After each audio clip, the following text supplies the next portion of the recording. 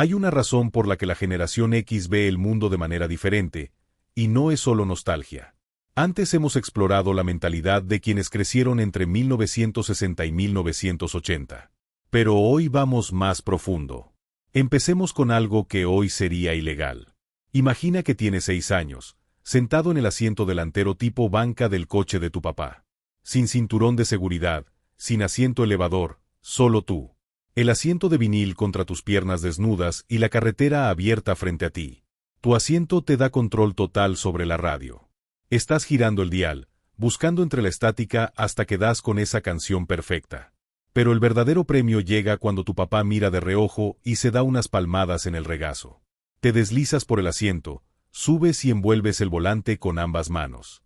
Es enorme en tu agarre. Tu papá controla los pedales. Tú tienes la carretera.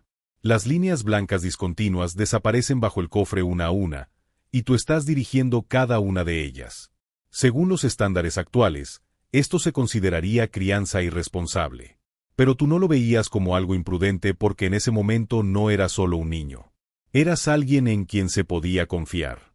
Las normas de seguridad en aquel entonces eran más bien sugerencias suaves. Nadie usaba cinturón de seguridad.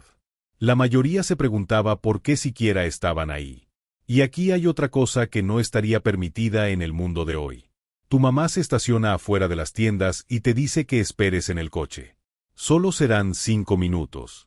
La ves desaparecer por las puertas. 5 minutos se convierten en 10. 10 se convierten en 20. Ves a extraños pasar, empañas el vidrio con tu aliento, dibujas formas en la condensación. La seguridad de hoy es una notificación en una pantalla, un punto verde en una app de rastreo o un avísame cuando llegues. Pero tú construiste una brújula interna en el estacionamiento de un supermercado mientras tu mamá estaba adentro. Aprendiste que estar a salvo no era una actualización de estado. Era una sensación que llevabas en las entrañas. Una vez que tuviste esa brújula interna, el vecindario se convirtió en tu reino. No era solo un conjunto de casas. Era un territorio vasto que te pertenecía por completo a ti y a tus amigos. Piensa en el bosque al final de la calle o en ese terreno baldío detrás de las tiendas. Según los estándares actuales, eran espacios peligrosos y descuidados. Pero para ti, eran el lugar de nacimiento de tu independencia. Pasabas tardes enteras construyendo fuertes con lo que fuera que pudieras encontrar. Arrastrabas a casa madera contrachapada desechada, restos de alfombra pesada dejados en la banqueta y cajas de leche que pedías prestadas detrás del supermercado. No había instrucciones ni adultos para ayudarte. Estabas aprendiendo la física cruda del mundo a base de prueba y error.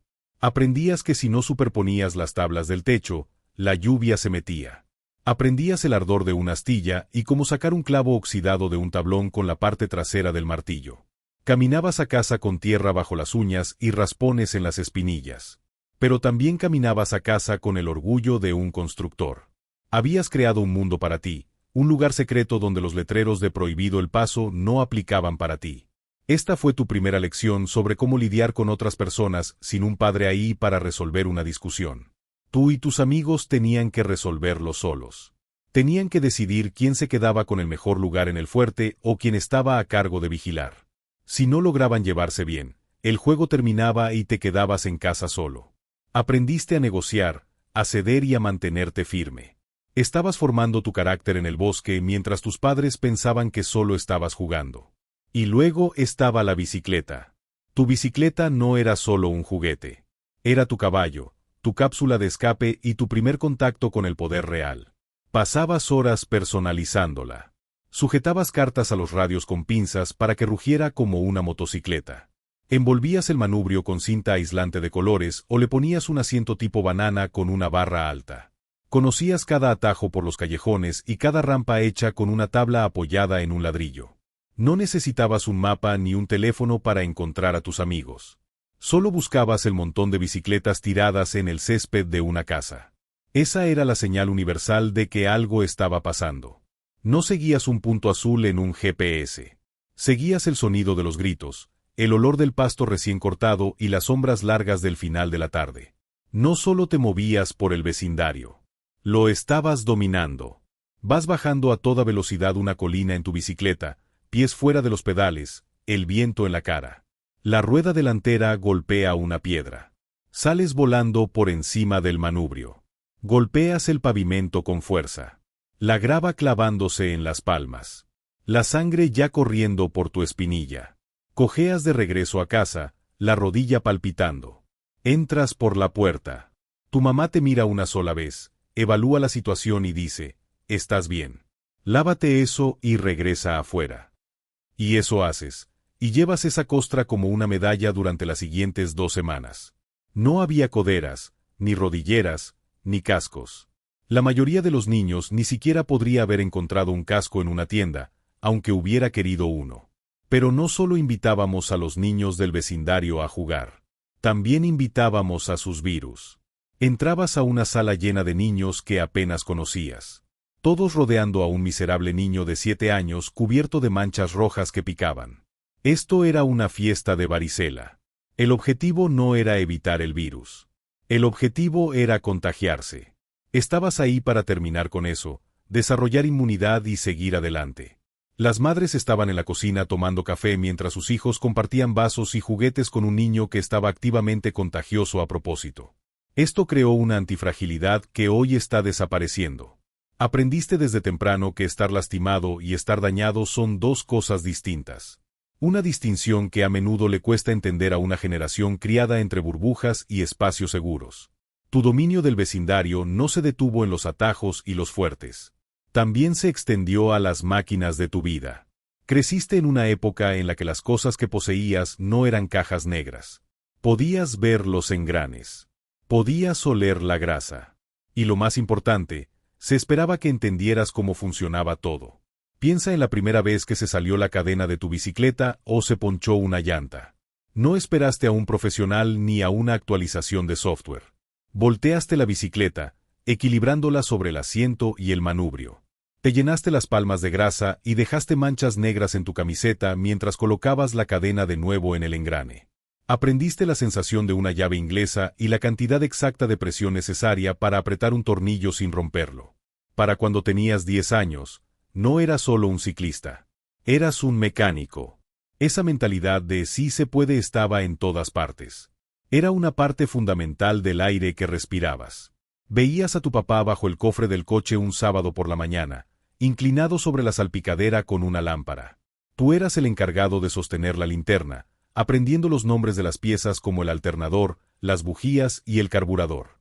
Y cuando el televisor empezaba a parpadear o la imagen del VHS se volvía borrosa, no llamabas a una mesa de ayuda. Le dabas un golpe técnico firme en el costado. Te metías detrás del enorme y pesado mueble para revisar los cables RCA, esos conectores rojo, blanco y amarillo que siempre estaban enredados en un nido de polvo. Aprendías que si movías los cables de la manera correcta, la imagen volvía a enfocarse. Estabas construyendo una intuición mecánica, una creencia de que si algo estaba roto, era tu responsabilidad averiguar por qué. Esto creó un tipo específico de confianza que hoy se está volviendo cada vez más rara. No te sentías indefenso cuando el mundo no funcionaba perfectamente. Asumías que con un desarmador, un poco de WD-40 y paciencia, podías dominar el mundo físico. Hoy vivimos en un mundo donde, si tu teléfono se rompe, lo reemplazas. Pero tu cerebro estaba programado para mirar bajo el cofre. Desarrollaste una certeza profunda y silenciosa de que podías manejar lo que el mundo físico te arrojara.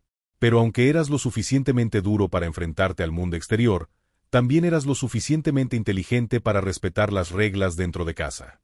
Porque cuando no estabas bien, las consecuencias eran rápidas. Contestabas mal en la mesa. Antes de terminar la frase, lo escuchabas. El raspar de una cuchara de madera sacada del cajón. No necesitabas que te lo dijeran 2 veces. Los padres usaban cucharas de madera. Algunos usaban cinturones.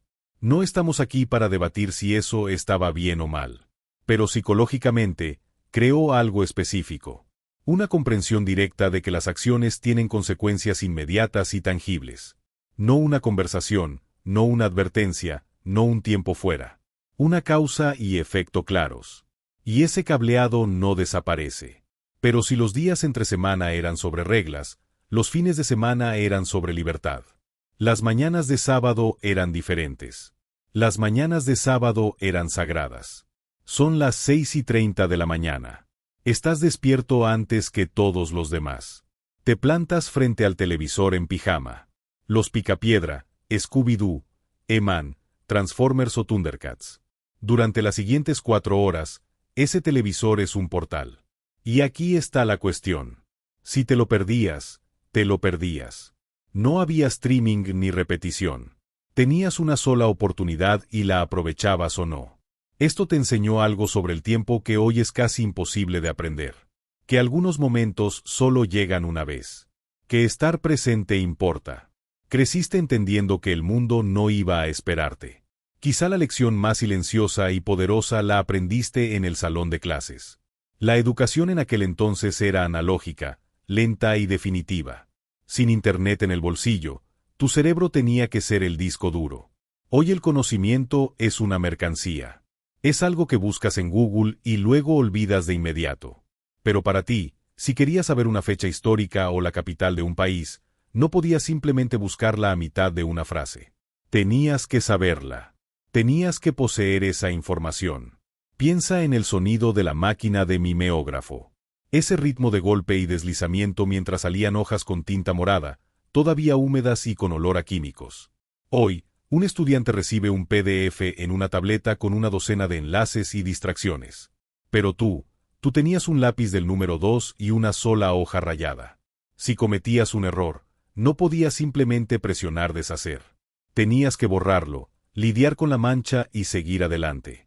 Esto te enseñó que las acciones tienen peso. Que no siempre puedes reiniciarte para salir de un problema. Esto desarrolló un músculo de enfoque que hoy es casi imposible que los niños desarrollen.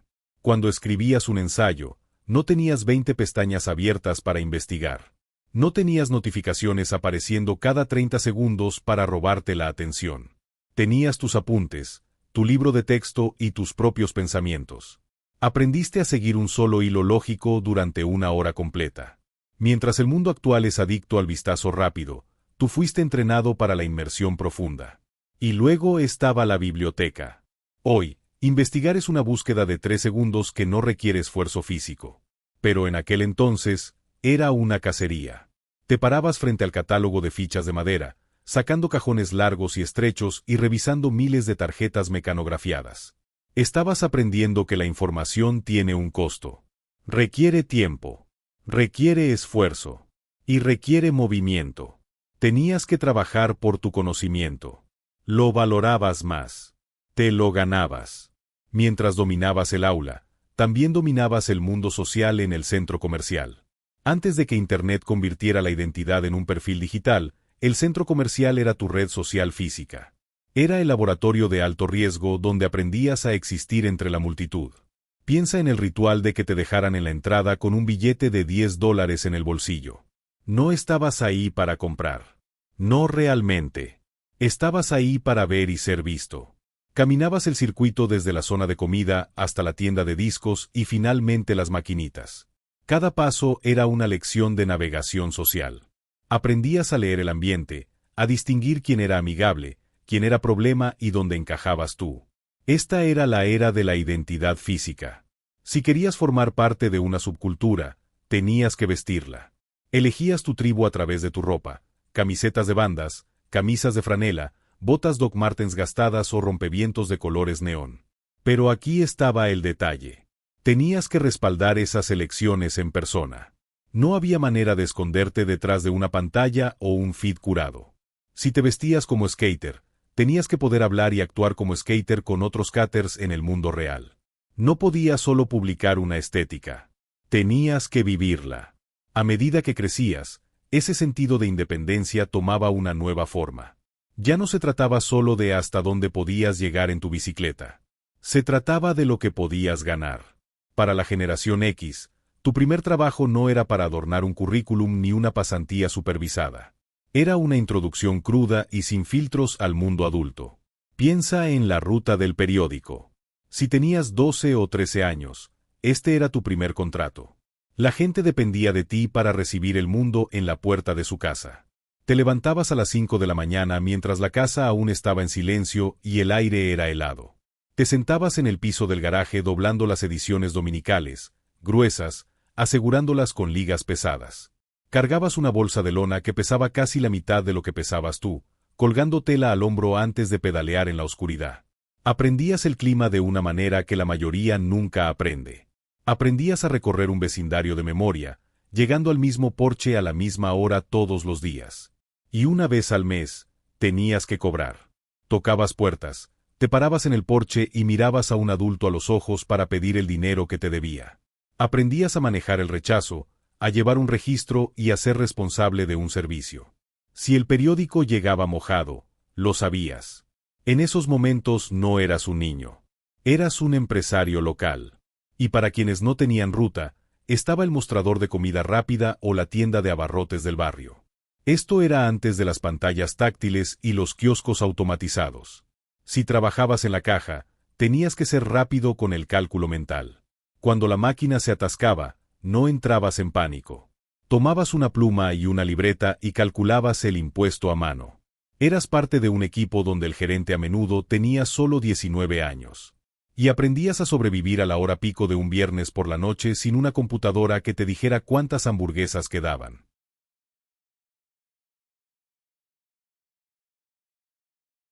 Trabajabas en entornos ruidosos, grasientos y a menudo de alta presión. Aprendías el valor de $1 porque sabías exactamente cuántos pisos tenías que trapear o cuántas bolsas de mandado tenías que cargar para ganarlo. No había depósito directo que apareciera en una app. Te daban un cheque físico. Lo llevabas al banco, hacías fila y sentías el peso de ese papel en la mano. Esto construyó una tenacidad que hoy sigue contigo. Pasas la vida averiguando cómo hacer el trabajo cuando nadie está mirando. Cuando entraste en la adolescencia, llegaste a un espacio que simplemente ya no existe. Eras un niño de llave, entrando solo a una casa vacía con una llave colgada al cuello. Había una nota sobre la mesa y durante las siguientes 4 horas eras el dueño de tu propio tiempo. Nadie estructuraba tu tarde. Hoy, la agenda de un niño se gestiona como una fusión corporativa. Tutorías, fútbol, citas de juego organizadas. Pero tú tenías el regalo del aburrimiento. Y el aburrimiento es el lugar de nacimiento de la creatividad. Cada llamada telefónica era un ejercicio de valentía social. Te parabas en la cocina estirando el cable amarillo y enredado del teléfono hasta donde alcanzara, buscando un poco de privacidad. Marcabas a un teléfono fijo, no a un smartphone, porque aún no existían. Tenías que pasar al guardián de la casa, también conocido como los padres de tu amigo, antes de poder hablar siquiera con él. Tenías que usar tu voz educada, decir a qué llamabas y manejar una conversación con un adulto solo para conseguir un espera, voy por él. Estabas aprendiendo a tratar con figuras de autoridad antes incluso de salir de la secundaria. Y cuando por fin salías de casa un viernes por la noche, desaparecías en la oscuridad. No había GPS rastreando cada uno de tus movimientos. No había historias en redes sociales documentando tus errores para la eternidad. Si hacías algo tonto en un estacionamiento a medianoche, solo lo sabían quienes estaban ahí. Tenías la libertad de ser imperfecto. Tenías la libertad de probar distintas versiones de ti mismo sin la presión de una audiencia digital juzgando cada paso. Estabas formando tu alma en privado, lejos del ruido constante de la retroalimentación instantánea. Esa paciencia se aplicaba a todo, incluso al amor. Piensa en el ritual del mistape. Era la carta de amor definitiva de la generación X. No podías simplemente compartir un enlace o una lista de reproducción. Tenías que sentarte ahí en tiempo real viendo girar la cinta, presionando play y record con precisión quirúrgica. Pasabas horas curando la lista perfecta, escribiendo el inserto a mano y quizá incluso decorando el estuche. Era una enorme inversión de tiempo y vulnerabilidad. Le estabas dando a alguien una pieza física de tu esfuerzo y, como era difícil de hacer, lo significaba todo.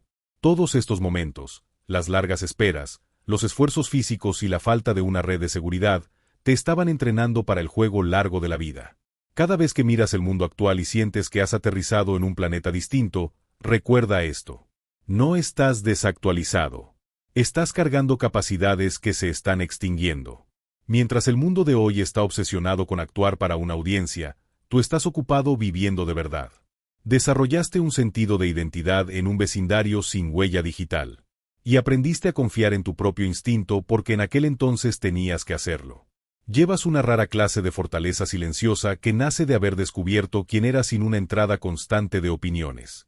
Has tenido esa brújula interna desde el día en que tomaste por primera vez ese volante, y has estado trazando tu propio camino desde entonces.